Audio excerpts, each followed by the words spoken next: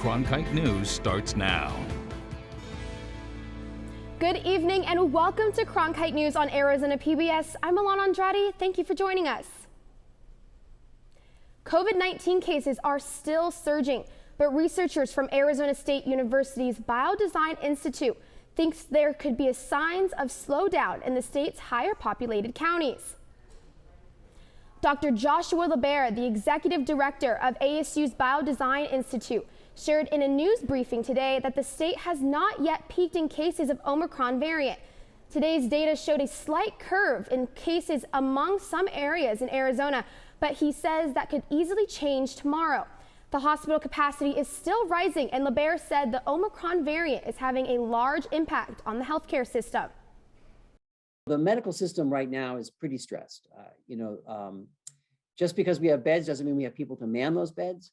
And many of the people who should be manning beds can't because they're ill themselves. So staffing is still a huge issue in our hospitals, and certainly morale is being tested. LeBaire stressed the importance of getting vaccinated and how the Omicron variant is not a mild infection among those with underlying health conditions. He added the better quality masks like N95 seem to do a better job of protecting against infection. The federal government has taken 2 huge steps this week to help U.S. citizens protect themselves against COVID-19. Today, the White House announced that they will make 400 million N95 masks available for free at thousands of locations across the country.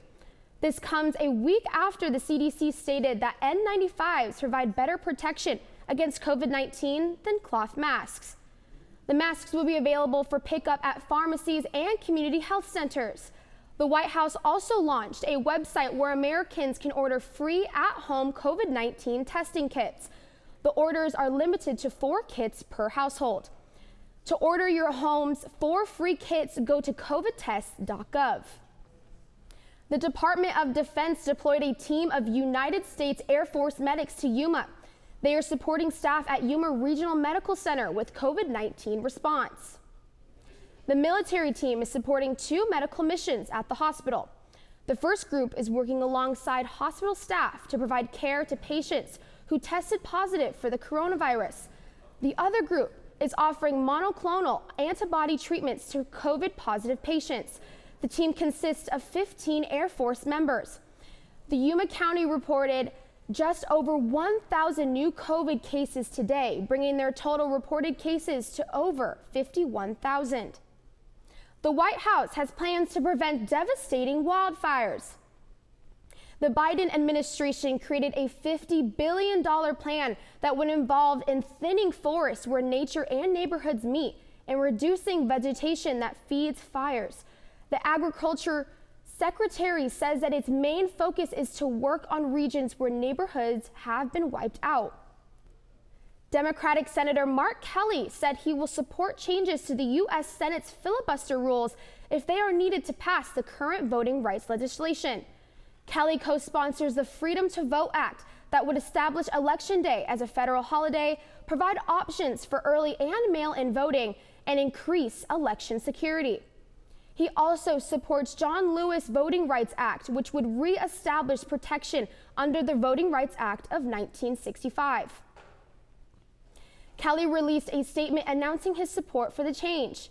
He compared the Senate to both NASA and the U.S. Navy, saying, quote, "If NASA or the Navy functioned like the United States Senate, we would never get the rocket off the launch pad, and in combat, we'd never complete the mission." He also said Arizona deserves a Senate who is more responsive to the challenges in the country. On the other hand, Democratic Senator Kyrsten Sinema says she does not support eliminating the filibuster. Senator Bernie Sanders suggested he may support challengers against Sinema in upcoming elections. The University of Arizona doubled its paid parental leave from 6 weeks to 12 weeks. And now employees have the option of extending that leave for another 12 weeks using accrued time or unpaid leave. If both parents are employees, then both are able to take paid or unpaid leave. Parental leave may be taken for births, adoptions, stillbirths, and surrogacy. To be eligible for the leave, parents must be scheduled to work at least 20 hours per week and have been employed by the university for at least a year. Leave is limited once per 12-month period and once per child. Next, a look at stories showcasing the beauty and nature in Arizona and the Southwest. Each winter, the Salt River Project utility company lowers the water levels along the Salt River in order to provide water and energy to more than 2 million Arizonans. But regulating the water levels has impact along the river. Megan Newsham shows us how wildlife, specifically the wild horses, handle these changes in flow. About 440 wild horses depend on this river to hydrate, to play, and above all, eat.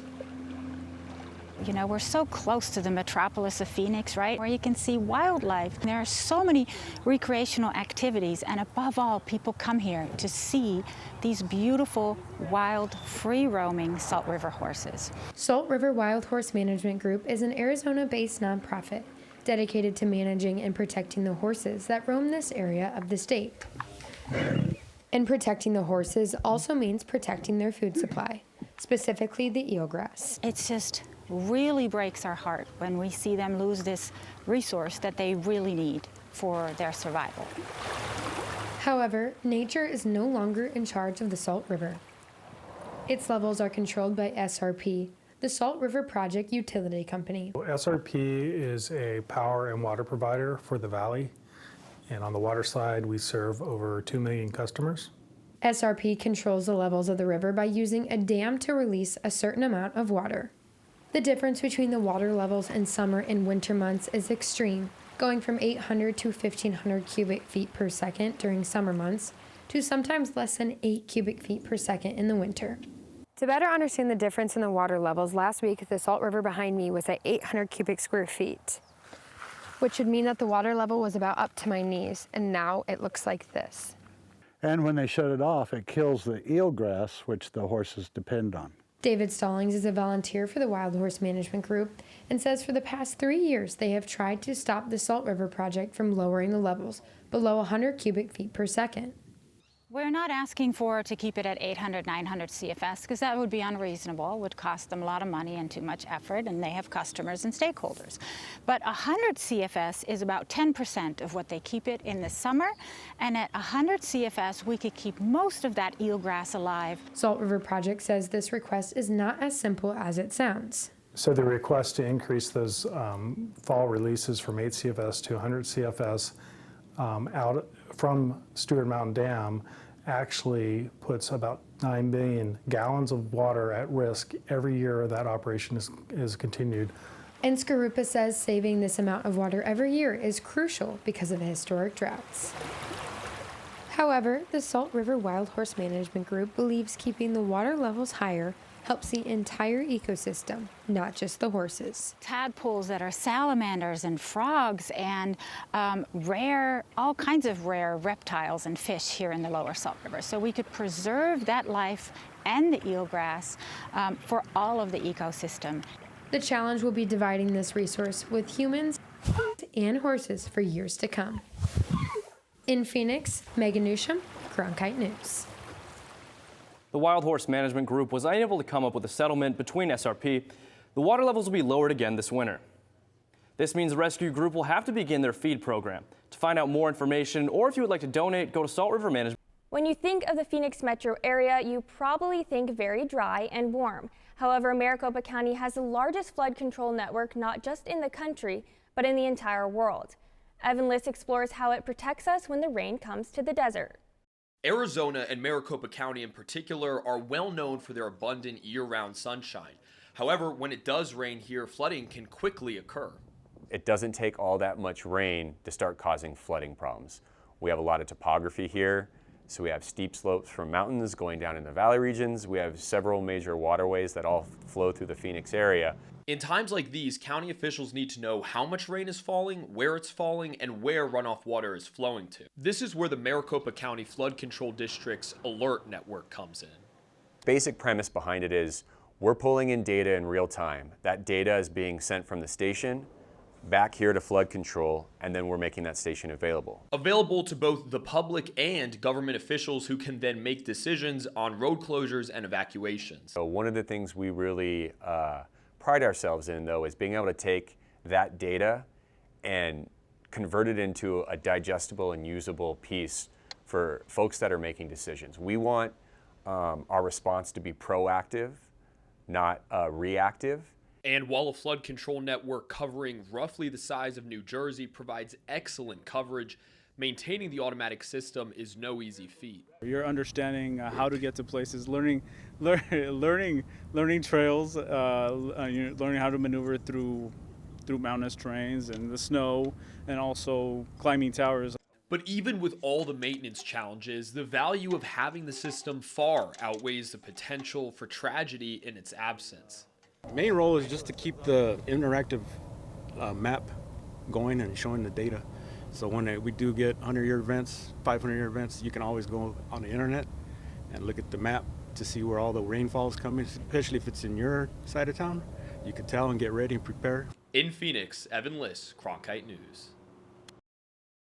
Next time it starts raining near you, you can go to the Maricopa County Flood Control District's website and check out their gauges filling up in real time. From the national park to U2's classic album, the Joshua Tree is an iconic part of the desert landscape. But with climate change, the natural wonder is in danger of extinction. Reporter Jude Binkley went to Joshua Tree National Park to learn more about the threats and what's being done to protect the tree. With its twisted, jagged branches that reach up toward a vibrant desert sky, the Joshua Tree is a common sight across the Mojave and on our Instagram pages. But experts are warning that as many as 90% of Joshua trees could disappear by the end of the century. Based on on-the-ground data and the best available climate modeling that we have, and indications show that with 1.5 to 2 degrees Celsius change, we will be losing a large portion of our Joshua trees here. Joshua trees became the first plant in California to be given endangerment protections due to climate change. California Fish and Wildlife officials are currently reviewing whether these iconic plants should be permanently protected, making it illegal to take or kill them without authorization. The trees face multiple threats: hotter conditions and dried out soil, struggles with reproduction, and wildfires torching the desert landscape. Being on the edge of their range here means there's something about this edge, this zone, that is limiting or restricting, how far out they grow and reproduce and become established. So because they're already kind of on the edge of their range, there are already limitations due to available moisture, temperature range. So their vulnerability is not a surprise when it comes to looking at climate change. Here at Joshua Tree National Park, these younger populations of Joshua trees have a smaller range of areas to survive. Because of the rising temperatures, they're moving to higher and cooler areas of the park known as refugia. To help protect Joshua trees, the park is working with universities to model climate change trends and building fire breaks with the Conservation Corps. If the tree is granted permanent protections, it would be a step forward for the state's handling of climate change. One of the most important things about it will be official state recognition of the threat of climate change to biodiversity. California is a leader in taking action on climate change, but we've yet to officially recognize under our State Endangered Species Act that climate change can be the primary threat upon which we can base protection of a species as threatened or endangered under the law. There are two species of Joshua tree, western and eastern. Found in California and Nevada and known for its more tree-like appearance, the western species is being considered for the protections. Joshua trees are an iconic symbol of the Southwest, but with as many as 90% of trees disappearing by century's end, they may become a symbol of our society's failure to address climate change, fading to old memories on our Instagram pages. In Joshua Tree, Jude Binkley, Cronkite News. California Fish and Wildlife will finish its review on Joshua trees in April, which will decide whether to permanently add them to the California Endangered Species list. The holiday season is in full swing, and there are dozens of ways to get into the holiday spirit. Light parades, Christmas tree lighting, and luminaria displays. As Sydney Whitty explains, the tradition has roots in the Southwest. Luminarias are a tradition that goes back hundreds of years, and the tradition has been picked up by different cultures. Here in the Southwest, one tradition comes from Mexico, where small bonfires were used to light paths and walkways to and from Mass during the holidays. Luminarias were traditionally used in Mexico and other countries to light the way of people into Mass after Posadas. And Posadas are a reenactment of the journey that Jesus and Mary took to Bethlehem. They are traditionally celebrated in Mexico from December 16th to the 24th. Today, luminarias are made of paper and filled with sand and a candle. The tradition is honored locally at the Desert Botanical Garden in Phoenix, where they've lined the paths with luminarias during the holidays since 1977. The event started 44 years ago. The executive director at the time wanted to create an event that had a little bit of the Southwest tradition as well as the uniqueness of the garden. The Beshbagoa Archaeological Park and Museum in Globe celebrates the holidays by placing farolitos, which comes from the Spanish word for lantern, along its grounds to help visitors find their way during the special celebratory nights. The lanterns were set among traditional Pueblo villages during the winter season across the Southwest. At the Desert Botanical Garden, the lights lead visitors to traditional performances by mariachi and other musicians. The first band here at the Desert Botanical Garden, after we started adding musicians, it was a mariachi band. It was a mariachi trio.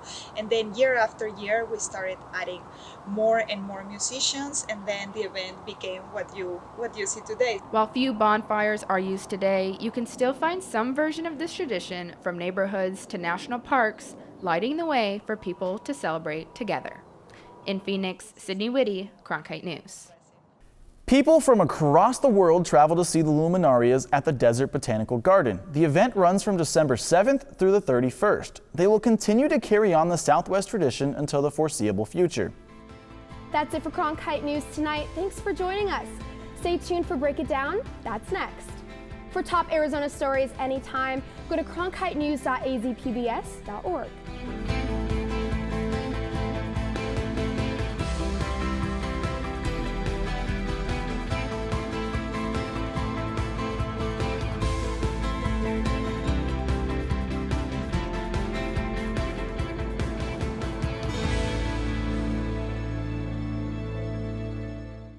Walter Cronkite School of Journalism and Mass Communication's Phoenix Sports Bureau provides students with hands-on learning experiences and opportunities in sports journalism. From covering local high schools, colleges, and the pros, students get the opportunity to go live from our Facebook shows covering local, collegiate, and pro sports in the Valley. From digital reporting, broadcast, social media, and producing, there's opportunities for all. For more, go to cronkitenews.azpbs.org.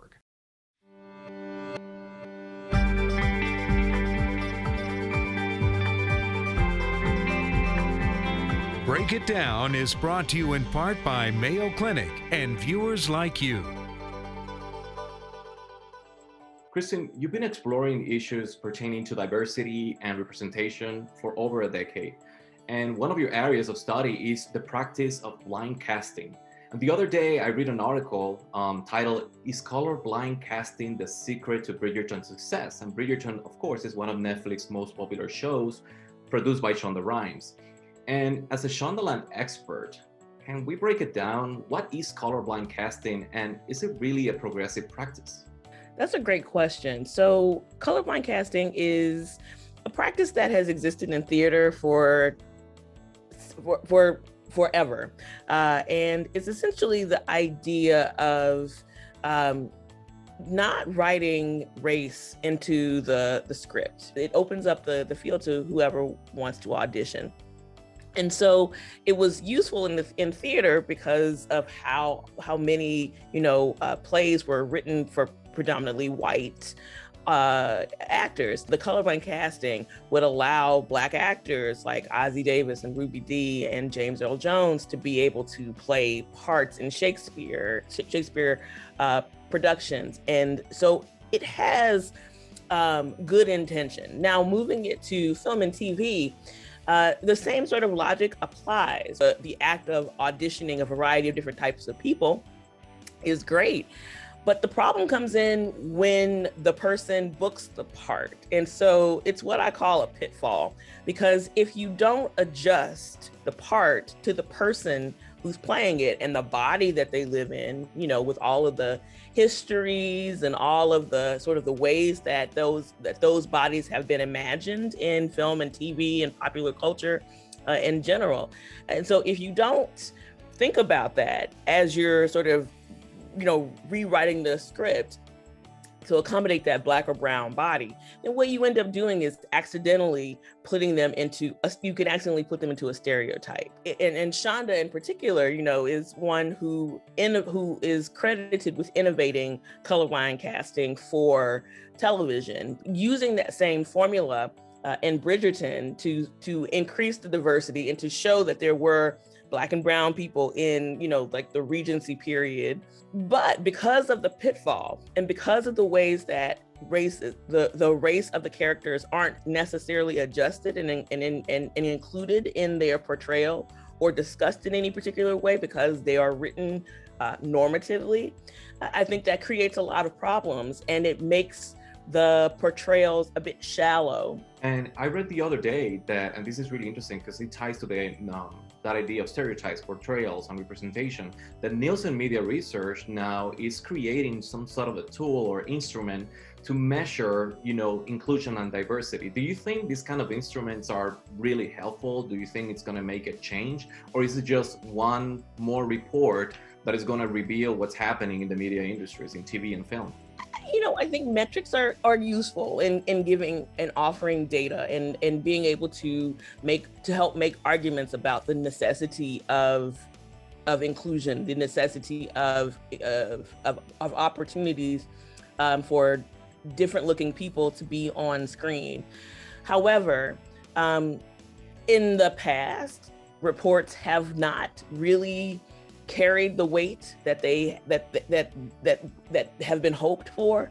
Every year, you know, the Writers Guild and the Directors Guild comes out with reports about the progress of, you know, writers of color who are unionized and if they're getting work in comparison to their white male counterparts and white female counterparts. Mm-hmm. And those numbers shift and increase, but not by any great amount. So I think if anything, if it were to help, it would help at the level of being able to quantify difference as opposed to having quality difference. And that's really important because we love to see ourselves represented, but we want to see ourselves in meaningful ways and in powerful stories. And now we have a new player in all this, and it's the streaming media, right? And you know, do you feel that platforms like Hulu, Amazon, Netflix, Disney Plus are making inroads in terms of representation of diversity? And I can think of shows like Rami, right?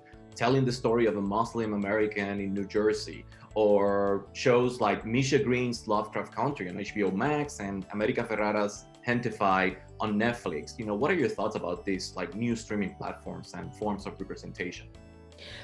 You know, I think that we should be careful with the kinds of credit that we give to the streaming platforms, because while they certainly are making inroads, and while you can certainly, the examples that you named are certainly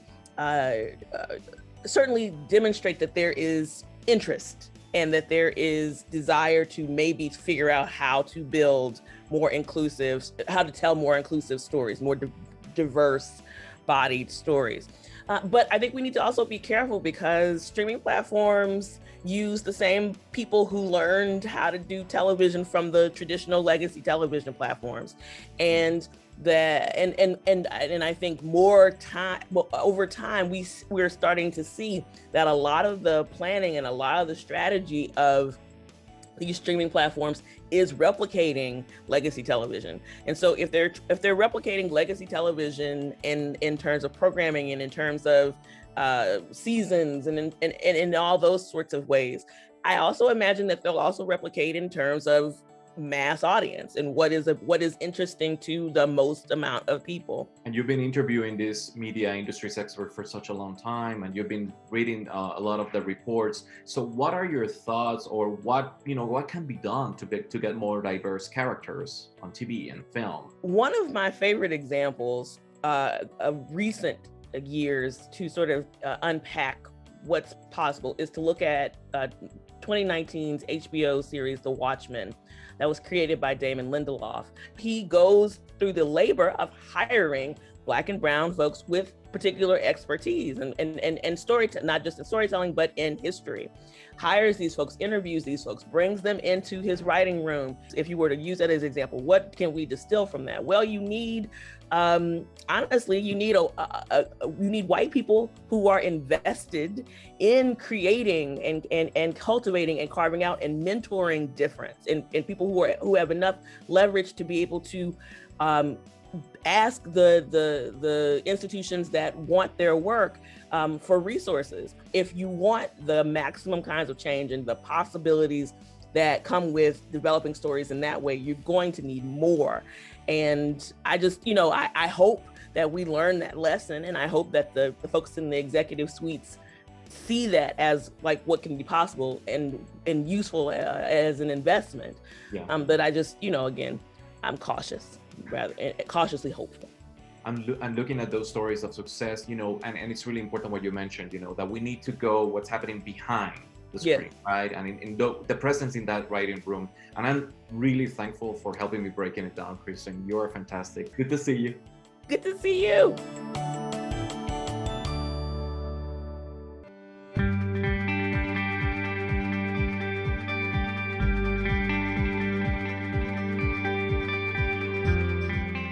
This hour of local news is made possible by contributions from the Friends of PBS, members of your PBS station. Thank you. If you have comments about Arizona PBS News, please contact us at one of the addresses on your screen. Thank you.